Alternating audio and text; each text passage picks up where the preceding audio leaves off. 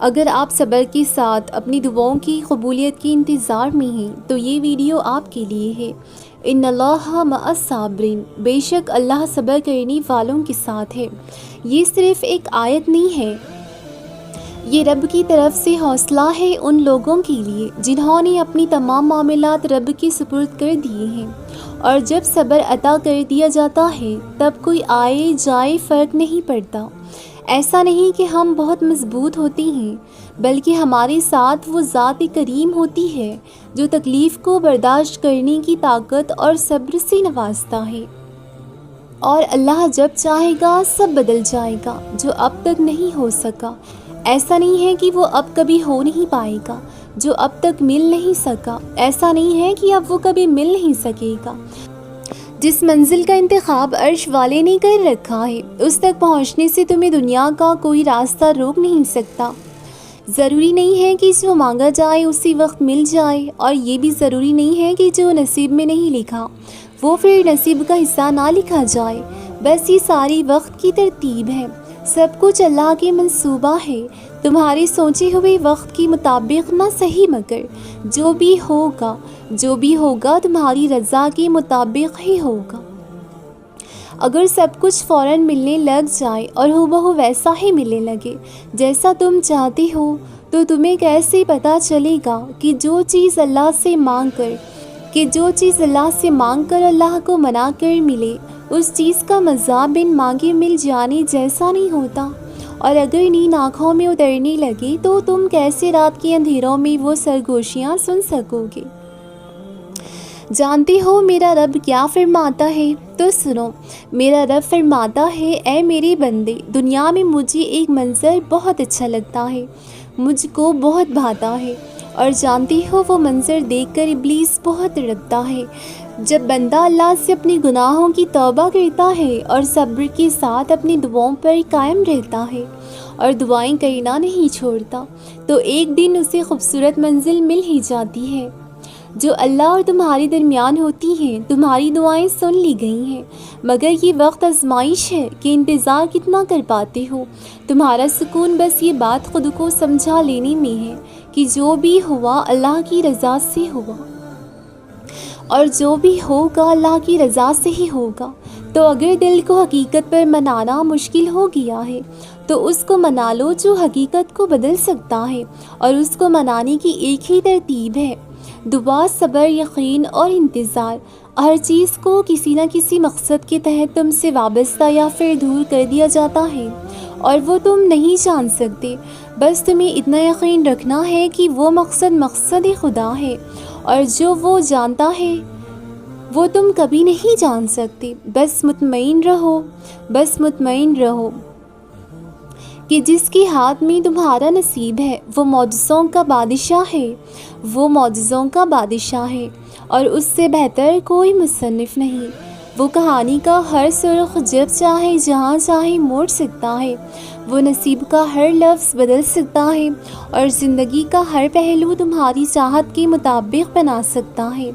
تم اس کی مان لو، وہ تمہاری مان جائے گا۔ دعاؤں کی بے ادبی مت کرو کہ یہ کہہ کر کہ دعائیں اب قبول ہی نہیں ہوں گی، کیونکہ دعائیں تو ہمیشہ قبول ہوتی ہیں۔ وہ تو اتنا رحیم ہے کہ کافر کا سوال بھی رد نہیں کرتا۔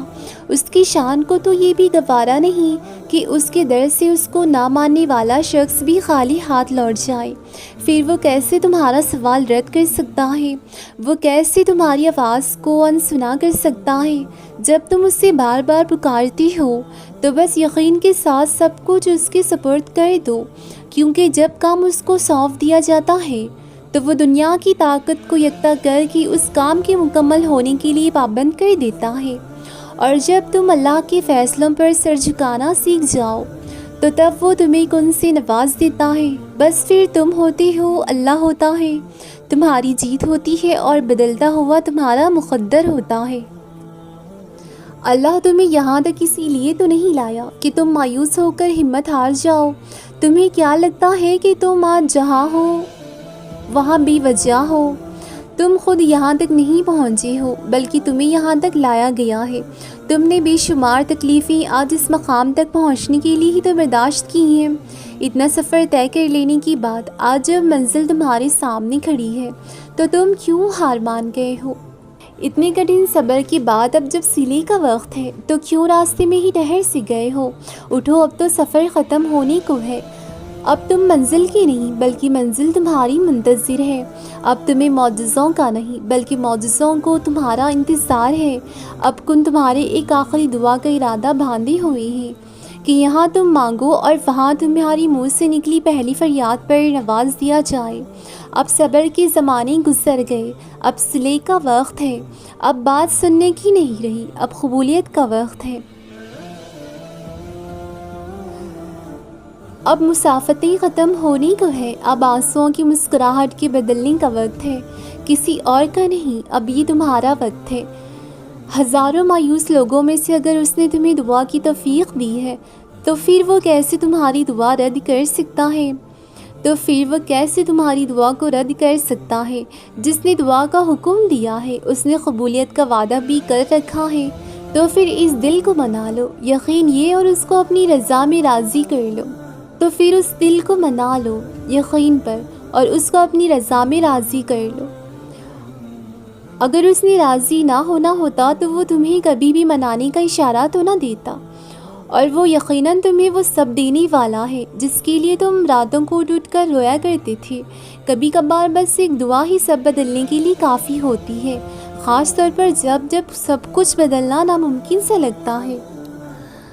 یہ بات ہمیشہ یاد رکھیں کہ اللہ کی جانب سے آپ کے لیے ہر وہ دروازہ ضرور بند کر دیا جائے گا جس کی راہوں پر بربادی میں لٹا ہوا عذاب بڑی ہی بے صبری سے آپ کا منتظر ہو۔ پھر چاہے آپ نے ان دروازوں کو کھولنے کے لیے ہر دم گڑ گڑاتے ہوئے اپنی بے انتہا اشکوں کا نذرانہ ہی کیوں نہ پیش کیا ہو۔ اور پھر اللہ وہ تو ایسے ہی اپنے بندے سے محبت کا حق ادا کیا کرتا ہے کہ ہمارے رونے اور گڑ گڑانے پر بھی ان دروازوں کو نہیں کھولتا جن کے کھل جانے پر جہنم کی سی آگ بڑی ہی شدت سے ہمارے انتظار میں ہے۔ جو چیز ہمارے حق میں بہتر نہ ہو وہ کسی بھی صورت یا کسی بھی حال میں بھی ہمیں نہیں مل سکتی، پھر چاہے وہ دروازے آپ کے سامنے ظاہر طور پر جنت سے منتظر ہی کیوں نہ پیش آ رہا ہو، اور آپ ان کو کھونے کی غرض سے تہجد میں آسمان کی جانب متوجہ ہوتے ہوئے گڑگڑائیں یا غلاف کعبہ پکڑ کر اپنی ضد پر اڑ جائیں یا وہیں بیٹھ جائیں۔ اللہ پر تو ہر شے ظاہر ہے، اور وہ یہ بھی جانتا ہے کہ اگر آپ سے آپ کی من پسند شے کو دور کر دیا گیا تو آپ کس انتہا تک قرب میں موجود اذیت میں مبتلا رہیں گے۔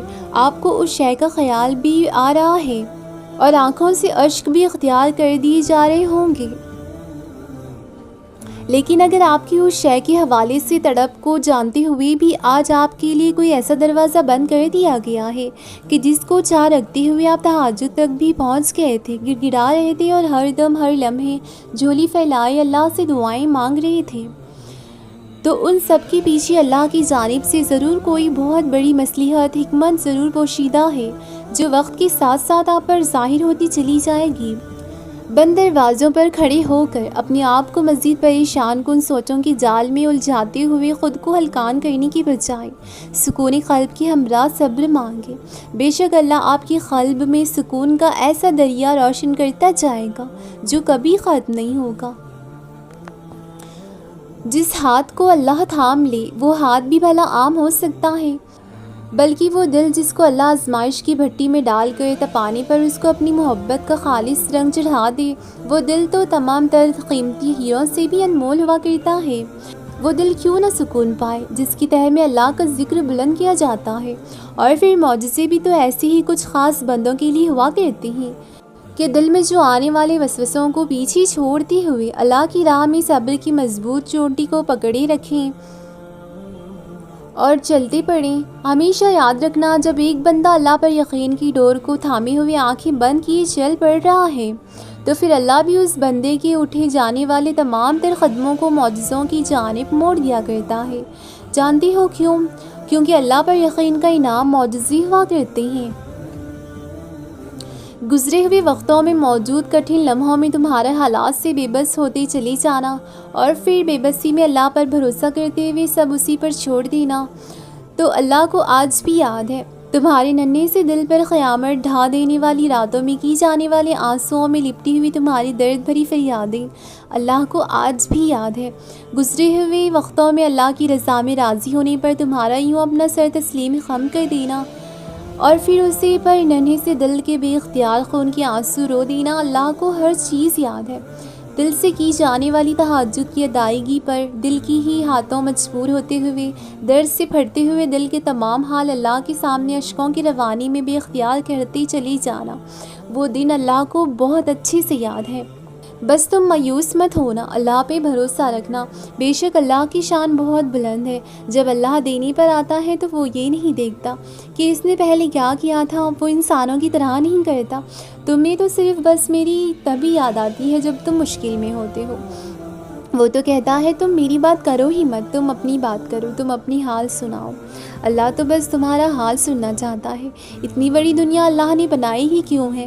اللہ چاہے تو ابھی سے ختم کر دے، اللہ چاہے تو سبھی کو اچھا بنا دے، لیکن جو راہ راست پر چلے، جو جانتے ہیں کہ یہ برا ہے لیکن پھر بھی اس برے سے دور رہیں اور اچھے کو اختیار کر لیں، اچھے راستے پر چلیں، اللہ کے مقرر کیے ہوئے وقت کا انتظار کریں، تو اللہ پاک آپ کو ضرور نوازے گا۔ بے شک جسے اللہ پاک ہدایت دے اسے پھر کوئی رسوا نہیں کر سکتا، بے شک جسے اللہ دینا چاہے اسے پھر کوئی چھین نہیں سکتا، اور جسے نہ دینا چاہے اسے کوئی دے نہیں سکتا۔ سب چھن جانے کا مطلب یہ نہیں ہوتا کہ اب سب ختم ہو گیا ہے۔ آپ کو ہمیشہ اس بات پر یقین رکھنا چاہیے کہ جو دور ہو گیا شاید اسی میں ہماری خیر تھی، شاید ہمیں اس چیز سے نقصان تھا اسی لیے اللہ پاک نے ہمیں دور کر دیا، شاید ہم اس تکلیف کو برداشت نہ کر سکتے ہوں گے اسی لیے اللہ پاک نے ہمیں اس چیز سے دور کر دیا۔ اور یاد رکھنا اللہ پاک نے جو اس دنیا میں لیا ہے اس سے بہتر، اس سے کہیں زیادہ بہتر آپ کو نوازیں گے۔